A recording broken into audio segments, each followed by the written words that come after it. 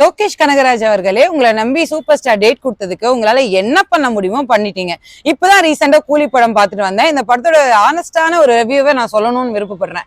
இந்த படத்தோட ஸ்டோரி என்ன அப்படின்னு பாத்தீங்கன்னா, நம்மளுடைய சூப்பர் ஸ்டார் வந்துட்டு ஒரு மேன்ஷன் நடத்திட்டு வர்றாரு. திடீர்னு அவரோட உயிர் தோல்னா இருக்கிற சத்யராஜ் இறந்து போயிட்டாரு அப்படின்னு சொல்லிட்டு நியூஸ் வருது.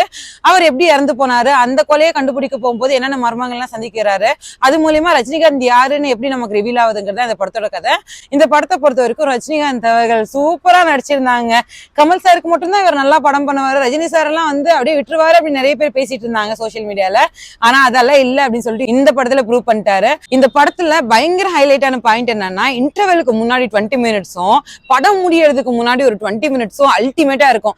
அமீர் கானோட போர்ஷன்லாம் வந்து யாருமே யோசிச்சிருக்க மாட்டாங்க, அந்த அளவுக்கு நல்லா இருந்தது. மிஸ் பண்ணாம பாருங்க, பயங்கரமான ட்விஸ்ட் எல்லாம் இருக்கு. லோகேஷ் கனகராஜ் வந்து பயங்கரமா கூலி படத்தை புக் பண்ணிருக்காரு. ஒரு பக்கம் ரஜினிகாந்த் அவர்கள் வந்து பயங்கரமா நடிக்கிறாரு, இன்னொரு பக்கம் ஷௌபின் அவர்கள் வந்து போட்டி நடிக்கிறாரு. சோ அவரோட மோனிகா சாங் எல்லாம் தியேட்டர்ல பிளாஸ்ட் ஆச்சு.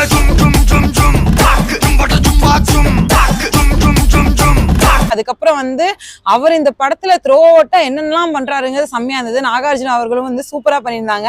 இந்த படத்துல மெயின் பிளஸ்ஸா பாக்குறது என்ன அப்படின்னு பாத்தீங்கன்னா, படத்துடைய மியூசிக்ங்க.